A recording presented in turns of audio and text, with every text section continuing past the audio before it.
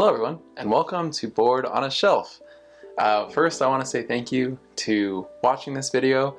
The last video I posted, which if you haven't seen, you should go check it out, was about games that I was getting rid of, and it got way more engagement than I was expecting it to. But I'm glad, that makes me happy that people are enjoying the video, and I hope you continue to enjoy it. I know that I enjoy talking about board games. Just really happy to start building a community and talking to people, like people commenting on the videos, and I get to comment back and we kind of get to talk about why I made some of the decisions that I made and why they wouldn't have done that.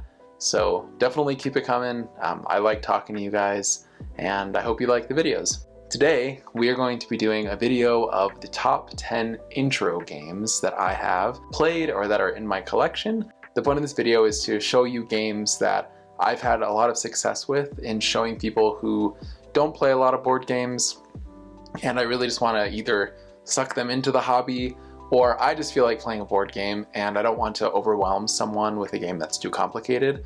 So this is a good game to show someone who doesn't play a lot, but it still scratches my itch for wanting to play a board game. So a lot of these games I own because there are a lot of situations where I want to play a board game and somebody's like, I don't know if I really want to play, like I don't really like board games, and I'm like, well, this one isn't Monopoly, this one isn't Scrabble, but it's something else and I think you're really gonna like it. There are some games that are notably missing from this list, games that I know a lot of people recommend as good intro games or gateway games, but I don't know, there's something about these ones on my list that I feel, obviously I'm a little biased, but I feel like they really do cater to somebody who doesn't play a lot of games, and they're also good introductions to certain mechanisms in games. And I don't want to spoil the list or anything, but this is a good set collection introduction, or this game teaches you a lot about endgame victory conditions. So it's like a little bit of the hobby thrown in there, but with not as much pressure, not as much brain power, and not as much overhead rules. So let's get started. Starting off with number 10, we have Let's Go to Japan. So Let's Go to Japan is a game that I got recently in my collection, but it's on this list because the theme is really cute. You are building up an itinerary to go to Japan, and the art is really cool, the cards are really cool, the whole theme is just very fun to get into. I feel like people will just really enjoy it. And what I do like about it is there's a bunch of theme, but overall, the game isn't overwhelming. All you're really doing is picking cards and deciding which day to put them on. I think the reason I say this is a good intro game is because you can kind of just play the game. You can just pick cards, it's a drafting game, and put them in front of you. And you don't have to think about it too much if you don't want to. You probably won't win if you don't do that, or if you do that, but you can kind of just play the game. You don't have to sit there and think too hard. If you are thinking through it, you might win, like I said, but I don't know. There's just something simple about it. You're just looking for symbols, and you don't even have to do that. You can be like, oh, I'm gonna keep this card because I want to go to this ramen shop, or I'm gonna keep this card because I want to go to the anime store. You can play the game like that, and that's totally fine, and the experience is just very relaxing and enjoyable. So I think it's a really good intro to drafting, it's a really good intro to set collection, and I just think it goes over really well. But it's my number 10 because it is still a little gamey. Playing with somebody who's really competitive, they might take it too seriously, and there is kind of a lot to keep track of. But the theme itself and the simplicity of the mechanisms in it is enough to make it on this list. So that's Let's Go to Japan. Next up, number 9, we have Modern Art. So Modern Art is one of my favorite games of all time. It is just a bidding auction game where you have a bunch of different art from 5 artists, and you are trying to sell them at the highest price, collect the most valuable art, and sell them at the end of the round. And I think the reason this game goes over so well as an intro game is just the concept of money. For some reason, people just get it.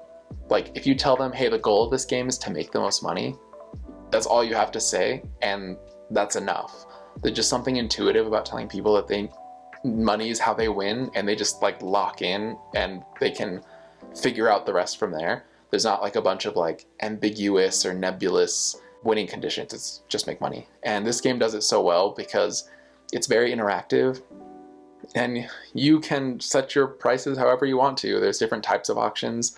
There's like the going once, going twice, sold kind of auction, and then there's, you know, blind bidding auctions. But people just like that sort of thing, and I know I do. That's why it's one of my favorite games. And it comes with this little gavel, and people can take it seriously if they want to, and they can crunch numbers.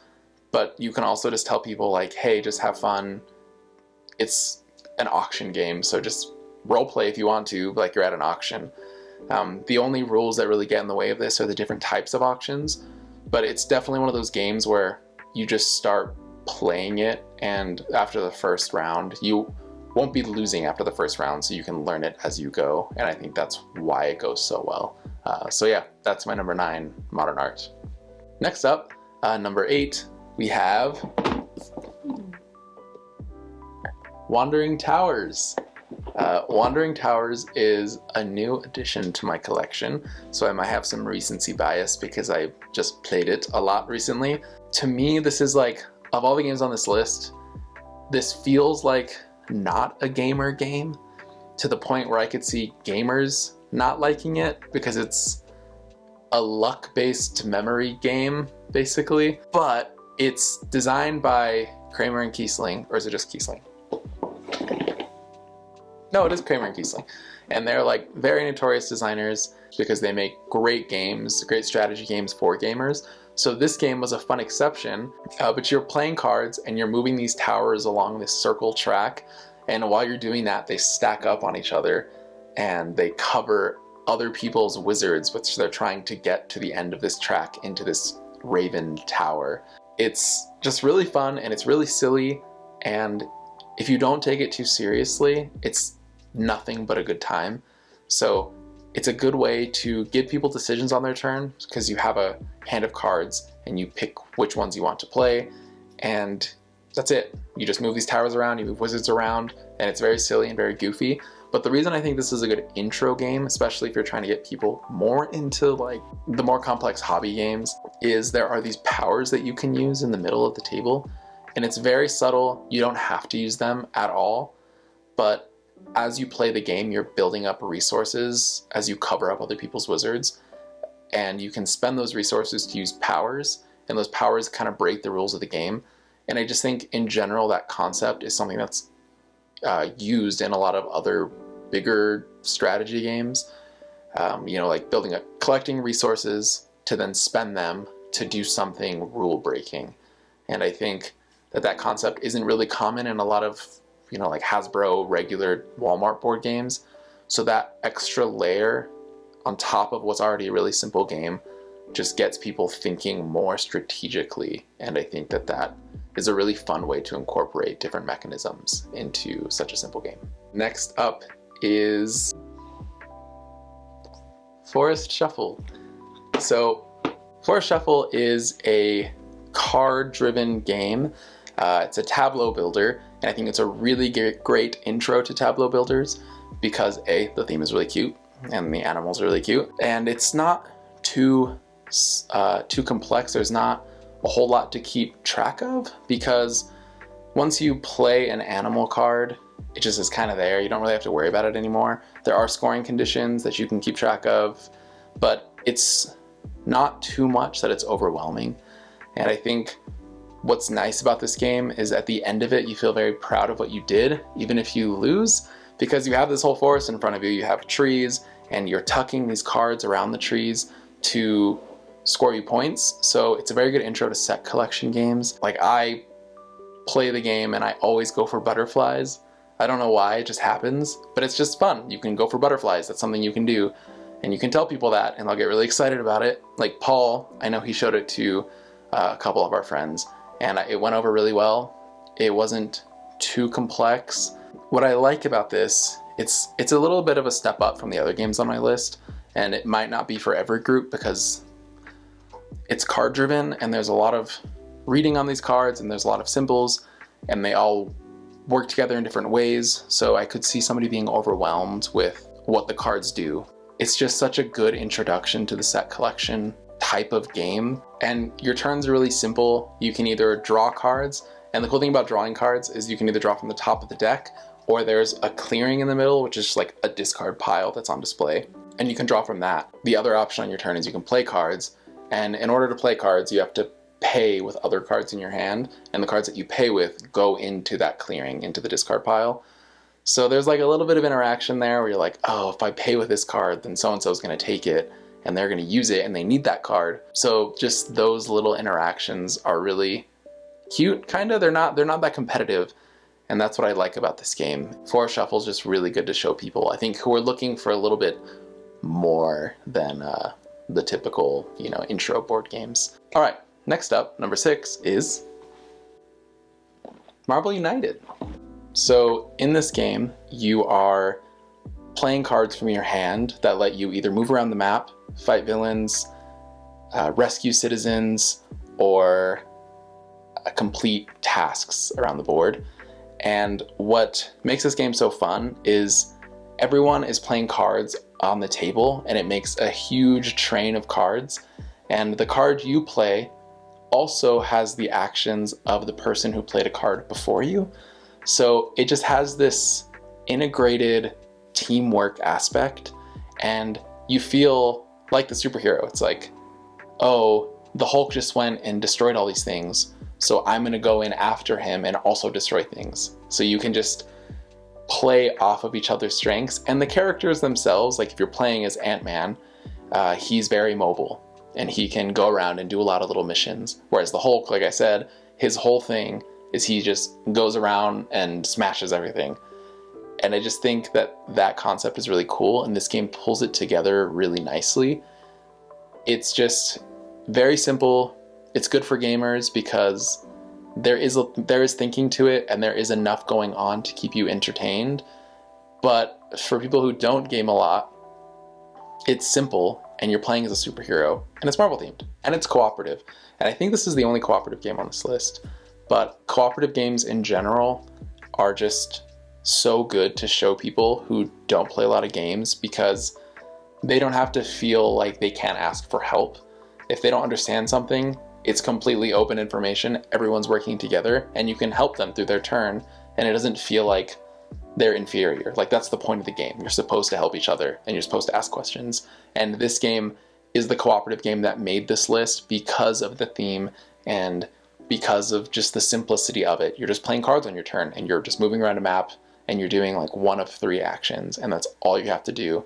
And you can even stop and talk during the game. You can laugh about something that happened. It's just very unserious and very quick. So if you play it and you like it, you can play it again.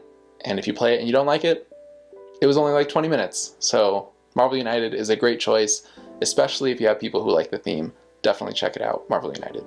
All right, my number 5 is Canvas.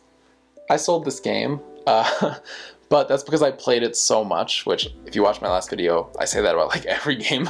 So in Canvas, you are trying to put together different layers of an art piece that have different attributes to them. So some of them are focused on color, some of them are focused on texture, some of them are focused on any other aspect of art. But what makes this game so special is the gimmick of the game. There are clear cards that you layer on top of each other, and each of those cards have a different aspect of whatever painting that you're making. So like one of them's the background, and one of them's the subject, and some of them can have like things flying above you. The possibilities in this game are endless, but what you're really focusing on is at the bottom of the card, and there's different attributes to them, like I said, different artistic attributes. And on the board, there are endgame objectives, kind of. So if you have 3 texture symbols on your painting, then you get points. If you have all different colors on your painting, then you get points. If you have these 2 symbols next to each other, then you get points. And that changes every game. But what's nice about this one is the gimmick itself, the layering of the cards, is so fun and it's so unique that people will want to play it just because of that. And people will have a good time just doing that. They don't even necessarily care about winning. They're having just fun showing you a picture of Freddie Mercury under butterflies in front of a cityscape. You know, like, you can make these things in this game, and as much as you're trying to worry about the endgame scoring conditions, you're just having fun playing it. As far as getting introduced to gaming mechanisms, There is set collection, so the cards you're layering together, you're really trying to focus on what's on the bottom of these cards, and you're trying to meet these goals that are set forth on the center of the table. And meeting goals, end game goals, is just a part of almost all board games. So that getting into that mindset of like, okay, this is fun, this is cool, but what am I doing again? Oh yeah, I should be going for this, and I should be going for this. Oh, and they're also going for that. And the other thing is how you acquire cards is through a market. And markets aren't actually as intuitive as you might think. They're not in as many like Target, Walmart board games, but markets are in so many, hobby board games. So just the concept of like, oh, when you buy a card, they slide down, and you have to pay if you want to select cards that are newer in the market row, but the cards that have been sitting there for longer are cheaper to buy. So just that idea of like, oh, there's a market, that's how we're interacting with each other. And the cards that I buy, I want to be making sure that the cards that I buy fit these goals that I'm supposed to be going after.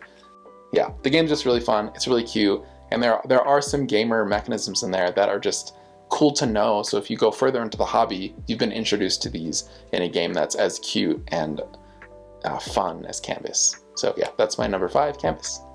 Number 4 is Dice Miner. Dice Miner is a game actually that wasn't going to be on this list because I forgot about it. And when I was going to get another game on this list, I saw Dice Miner and I was like, oh my gosh, Dice Miner has to be on this list. Dice Miner is a super good intro game. Why? Because it's dice, and everybody loves dice.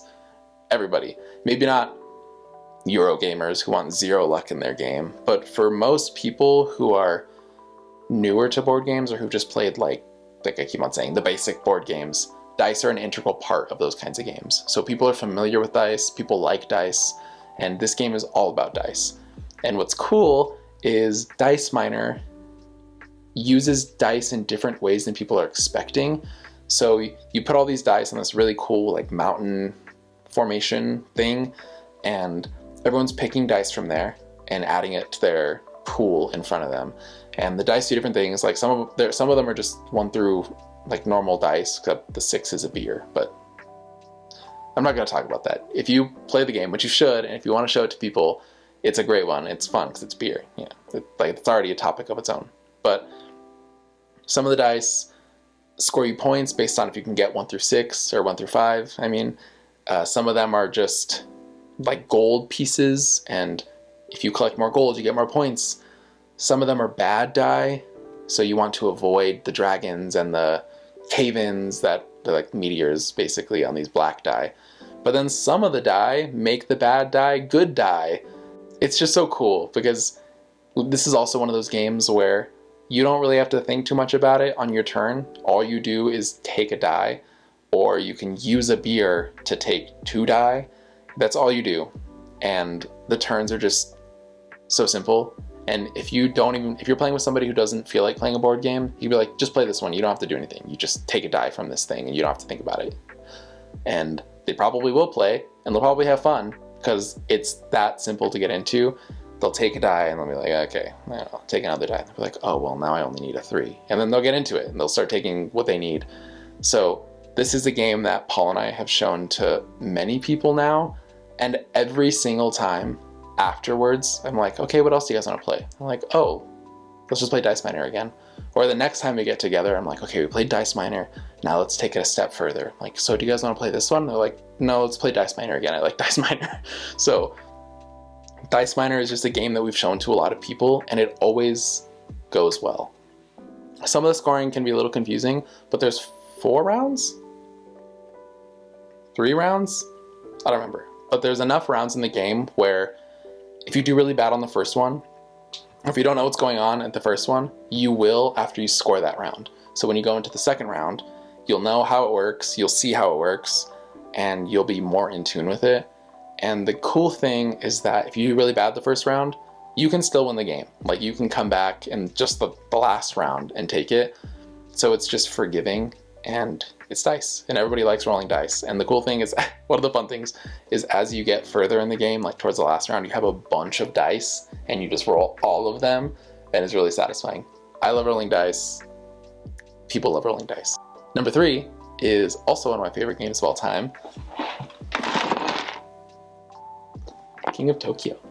So King of Tokyo is special to me, and I'm definitely biased towards it, and I'm not gonna say that I'm not, because I am.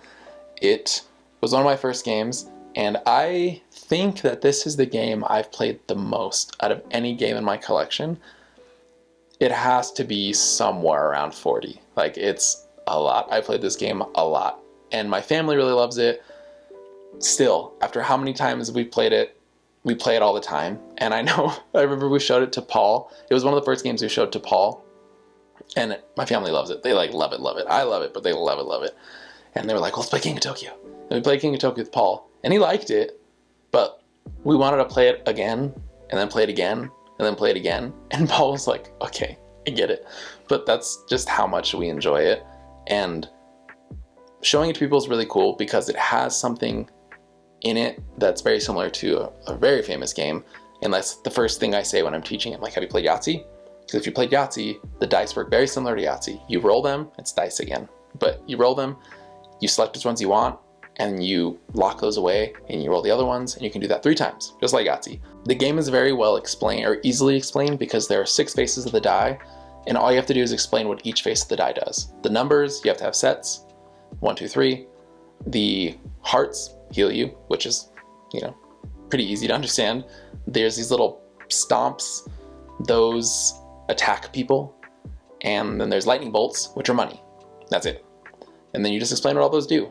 So the lightning bolts buy cards from this market, and there's something that I tell people when I play this game, which I like, is, so normally if they're like gamers, like really excited about it, like lightning bolts are cool. They buy you cards, and the cards do really powerful things. So like, don't forget about the cards if you want to.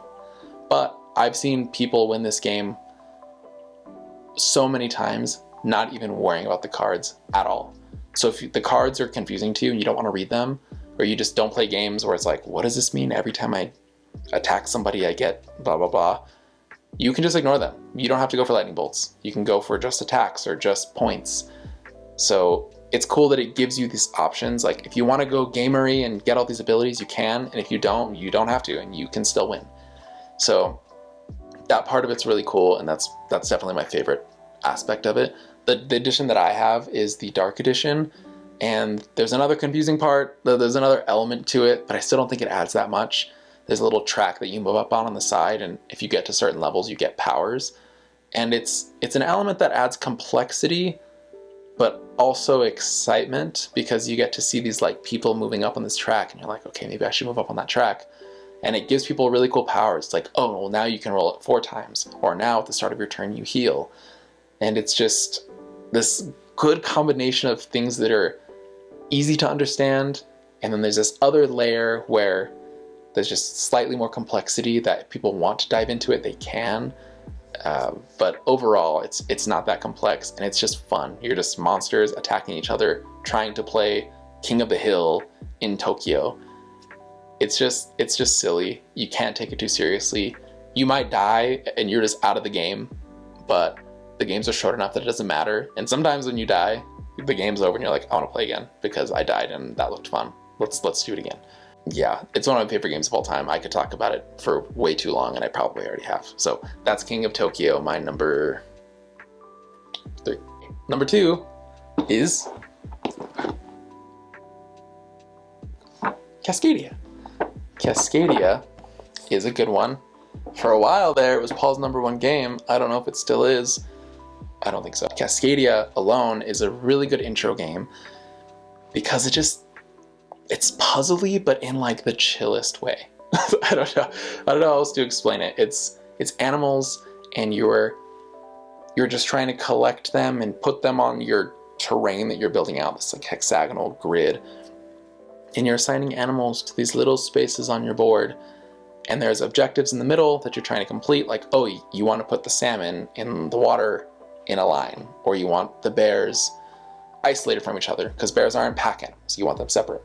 You want the hawks flying in different areas, but you want them to see each other. There's just cool little objectives in this game that are puzzly and maybe a little complex. Like, I wouldn't play this game with somebody who doesn't feel like thinking. You know, they just want to have fun, because this game does have some thinking. So elegant the way it's put together. It's not too complex, and your turns are really simple. There's a market of cards, and each card has an animal associated with it. And on your turn, you just pick one of those. You pick one of those pairs. You either pick, or you pick a card and you pick the animal that's associated with it, and you just put them on your board. Oh, not card. Sorry, I keep on saying card. It's a tile in my head. You pick a tile that's terrain, and you pick a disc that's an animal, and you just add them to the map that you're building, and you can put them anywhere. As long as it's touching another tile, you can put them anywhere. You don't have to match the colors on the tiles or anything. If you do, it's good for you. You know, it's points. But you just take a terrain tile, you take an animal, and you put it on your board, and that's really it. The animal tile that you get has to go on a tile that has a picture of it. So there's not too much decision space, but there's just enough where you have to kind of think about it and think ahead, like, okay, what tile do I want here? Oh, I want a bear right here, because the bears don't want to be together, or they want to be together, whatever the scoring condition is. But this game just has a very easygoing nature to it that it's just nice, and it's cozy, and people just kind of have a good time with it. And it is like a little puzzle, and I would say for people who like puzzly things, even like just regular puzzles, like jigsaw puzzles, it just has this like tile laying element to it that's just nice, and it's not too complicated. And the scoring is public information, so it's not cooperative, but you can talk about what you're doing. Like, there's no real direct competition, so you can be like, what should I put this here? Like, what does this scoring thing mean? I don't understand. And you can just explain it to people, and that doesn't make you have an advantage over them or disadvantage. It's just very simple, all out there. And the reason it's so high, the reason it's number 2, is because it's just a really good game. I have almost nothing negative to say about it, other than I feel like most of the time I have bad luck in it, and I get really stressed out sometimes, and I get grumpy that the tile I want never came out. But that's because I try to make like a perfect board every time, and I'm crazy about it sometimes.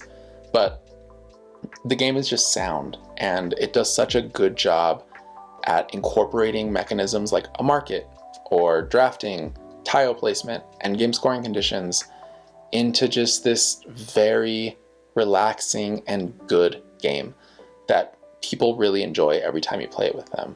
All right, number 1, the big one, is one of my favorite games of all time, again, but this one I've also had in my collection for a very long time, and it has always gone well, like every time, to the point where I show it to almost everybody that I know at this point, even people who don't play board games a lot.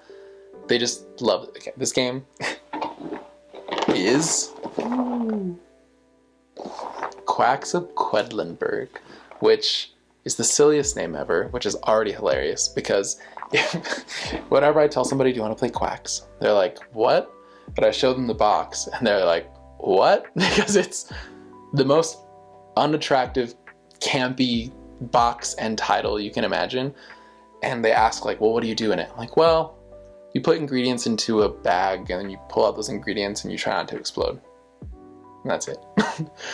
And most of the time I have to convince people to play it, because it's not that interesting looking or sounding.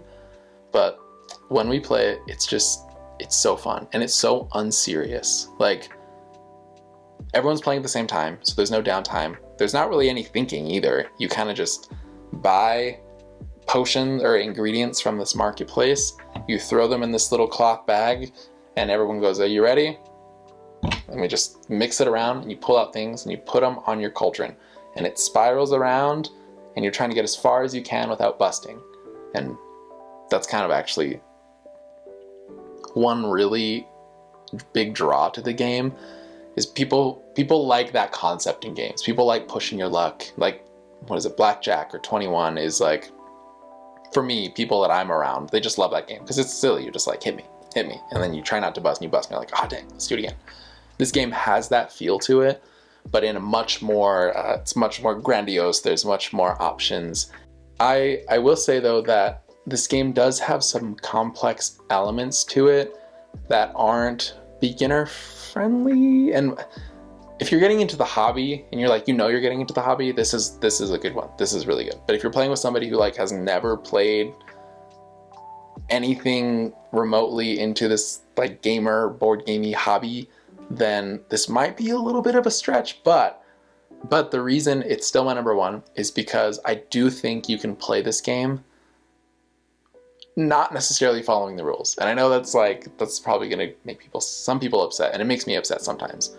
But I've played this game with like my cousins, and they were just like pulling stuff out of a bag and putting it on their thing, and they were missing some rules, but they were having a great time.